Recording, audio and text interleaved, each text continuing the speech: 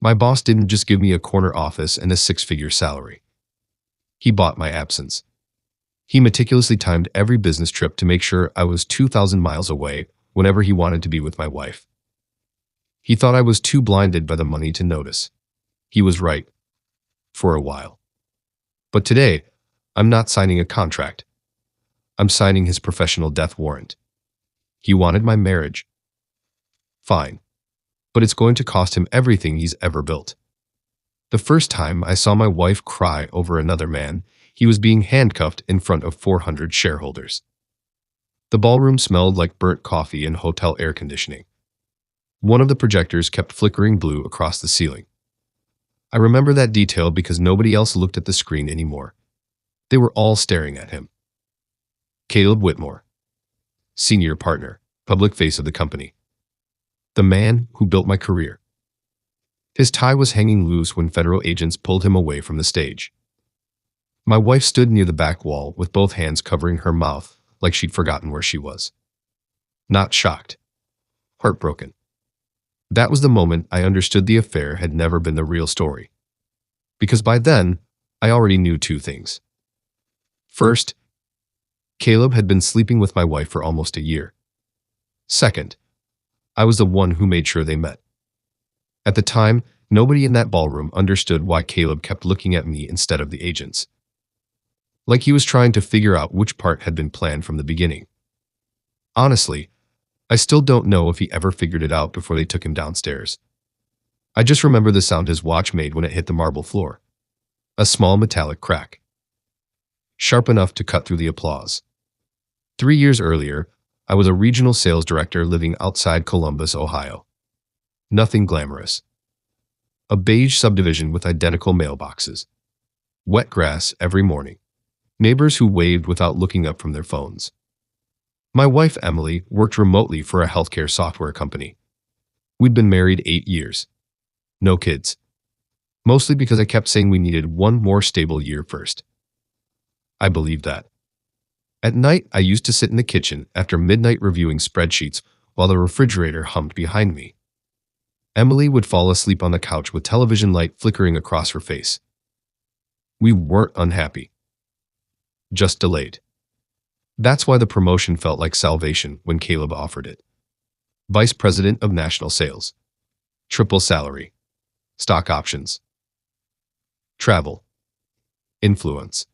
I still remember the smell of cedar inside his office the day he offered it. He kept expensive cigars in a glass box behind his desk, even though he never smoked them. He told me I had executive instincts. Said I understood pressure better than most men my age. Then he explained the catch. Singapore, Seattle, Denver. 3 weeks out of every month for a restructuring project. I hesitated for maybe 5 seconds. He noticed. Caleb had this habit of smiling without warmth, like he was studying what made people weak. He told me sacrifice was temporary. Success wasn't. When I got home, Emily looked genuinely happy for me at first. She opened wine, took photos, called her sister. But around the second month, something changed. Nothing dramatic. Just small absences. She stopped texting during my flights. Stopped sending photos from home. The house started feeling unfamiliar when I returned from trips. Different candles. Rearranged shelves. Expensive groceries we normally wouldn't buy. One night, I opened the refrigerator and found imported mineral water I knew we couldn't afford before the promotion. Another time, I found a navy blue cashmere scarf hanging near the laundry room. Not mine. When I asked about it, Emily laughed too quickly and said one of her friends left it behind during brunch. The strange part wasn't the lie. It was the smell. Cedar and tobacco. The same scent from Caleb's office. After that, I started noticing patterns everywhere. Caleb knew details I never told him. He asked whether Emily's migraines had improved. Mentioned the broken fence behind our garage. Once, during a meeting in Chicago, he told me I should send flowers home because women get lonely in quiet houses. I remember staring at condensation sliding down his whiskey glass while fluorescent lights buzzed overhead. There was no reason he should have known our house was quiet. Then came our anniversary. I was supposed to be in San Diego for a client conference. Emily acted strangely calm about it. Too calm. At the airport, I opened my laptop to review a presentation and noticed a shared calendar notification still synced from our home tablet. Dinner reservation. 8:30 p.m. 2 guests. Not my name. No contact attached. Just initials. CW. I spent the entire flight staring at that notification while engine noise rattled through the cabin. When we landed, I rented a car instead of checking into the hotel. 6 hours later, I pulled into my neighborhood at 1:14 in the morning. Rainwater reflected yellow porch lights across the street. I could hear sprinklers running somewhere nearby. Caleb's Mercedes sat 2 houses down from mine. Not in my driveway. Like he understood appearances mattered. The kitchen light inside my house was still on. I remember touching the front doorknob and realizing my hand was shaking hard enough to make the keys rattle. What surprised me wasn't seeing them together. It was how comfortable they looked. Emily wore one of my old college shirts. Caleb stood barefoot in my kitchen pouring wine into our glasses like he'd done it before. Nobody screamed. Nobody panicked. Caleb just stared at me for a long moment. Calm. Almost relieved. Then his eyes drifted toward my suitcase. That's when I realized something worse than betrayal. He thought I would choose the promotion over my marriage. And for one terrifying second, I wasn't sure he was wrong. I didn't confront them. That's the part people never understand. I walked back outside before either of them could speak. Sat in my rental car. Listened to rain tapping against the windshield for almost an hour. Then I drove to the airport hotel and pretended to finish the business trip. The next morning, Emily texted me photos of coffee from our kitchen like nothing had happened. That told me everything. The affair wasn't impulsive anymore. It had structure, routine, rules. So I started documenting things. Quietly. I copied expense reports, travel reimbursements, executive account summaries. Caleb used corporate funds carelessly because nobody questioned him anymore. Jewelry purchases labeled client retention. Boutique hotel charges hidden inside conference accommodations.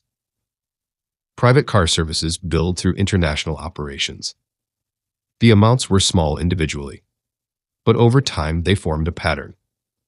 Especially after I matched dates against my travel schedule. Every time I was sent out of state, Caleb's expenses appeared near Columbus within 48 hours. Then I found a real mistake. A storage invoice. Climate-controlled unit outside Cincinnati. Corporate paid. No project attached. I visited on a Thursday afternoon while Caleb thought I was in Phoenix.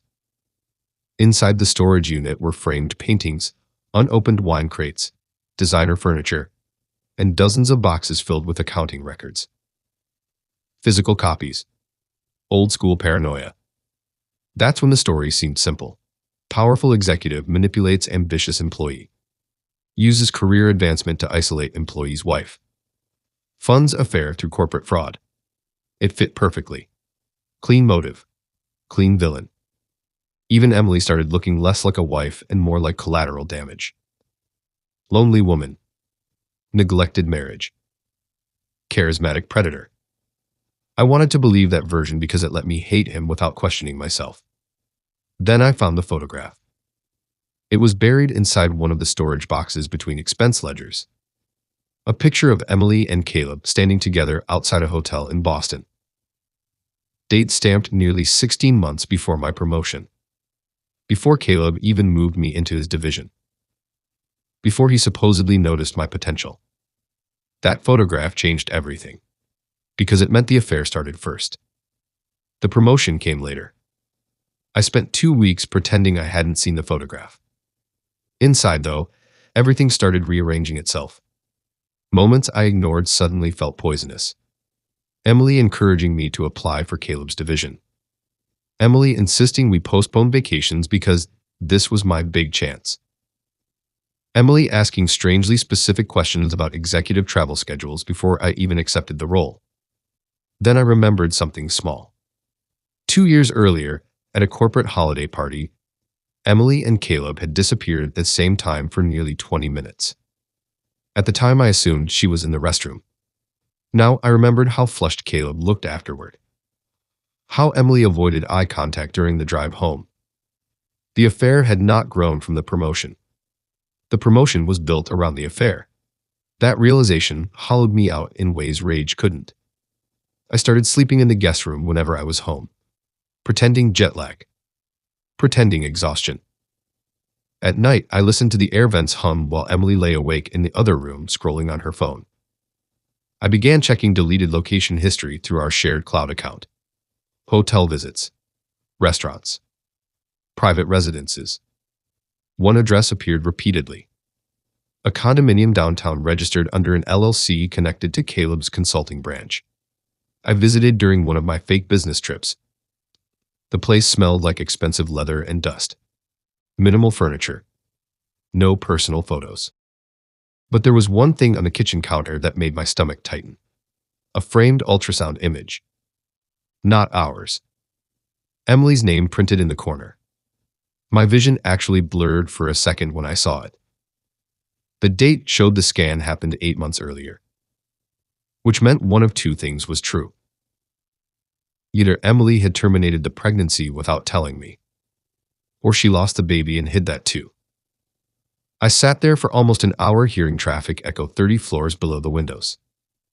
That was the first moment I genuinely questioned whether my entire marriage had been staged around convenience. Then the final piece arrived by accident. A junior accountant named Hannah emailed me confidential audit files she meant to send internally. She recalled the email 3 minutes later. Too late. The attachment showed Caleb wasn't just stealing money. He'd been building shell contracts through fake consulting vendors for years. Millions missing. And one vendor name appeared repeatedly. Aliner Consulting Group. Registered owner. Emily Carter. My wife. At first, I thought Caleb manipulated her into signing documents. Then, I opened the formation records.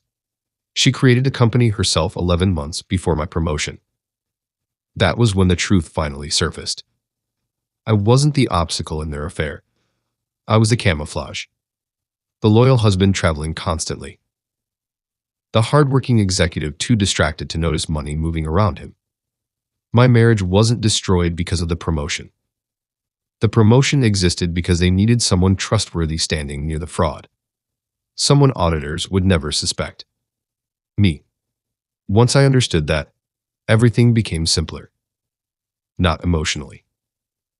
Logistically.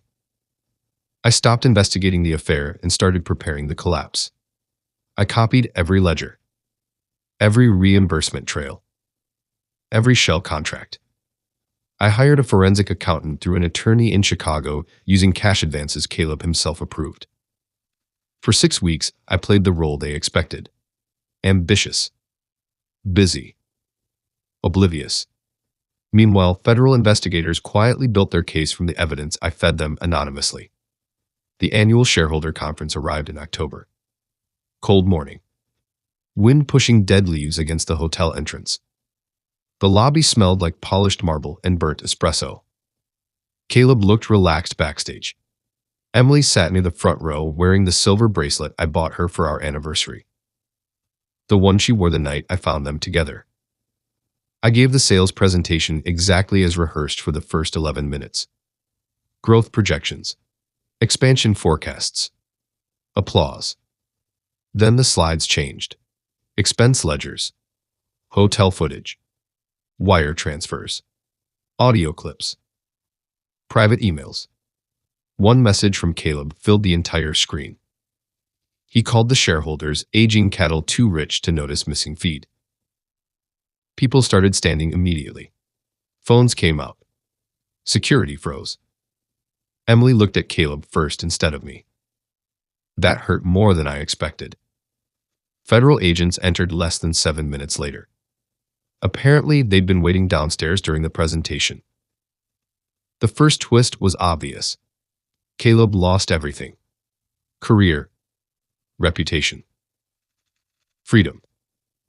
Emily lost the company tied to the fraud and most of her assets during the divorce. That should have been the end of it. But 3 months later, my attorney called about a detail buried in discovery documents. The original recommendation for my promotion had not come from Caleb. It came from Emily. Years earlier. She pushed for me internally long before I qualified. Long before the affair fully developed. At first, it sounded meaningless. Then I realized something horrifying. If Emily positioned me near executive finance before Caleb recruited her into the fraud, then she may never have planned to betray me initially. She may have genuinely loved me once. Until Caleb recognized how useful both of us could become together. Meaning the affair probably wasn't the beginning. It was the recruitment. That thought stayed with me longer than the divorce. Longer than the headlines. Longer than watching Caleb sentenced in federal court. Because after everything collapsed, I found one final thing while packing the house. An unopened letter inside Emily's desk drawer. Addressed to me. Never mailed. Inside was a pregnancy test photo dated 2 weeks before she first met Caleb privately. And beneath it, one sentence written in her handwriting. I was trying to give us a reason to slow down. The child would have been mine. She miscarried before telling me. After that, something changed between us. The promotions. The travel. The money. All of it entered the empty space where that life should have been. I still think about that sometimes. Not because it excuses anything, but because it means my marriage probably didn't end the night Caleb entered my house. It ended months earlier, quietly, before any of us understood what we were becoming. And the worst part is, I'm still not sure whether I destroyed 2 corrupt people or finished destroying a marriage that was already dying because I chose ambition first. That's the part nobody applauded for in that ballroom.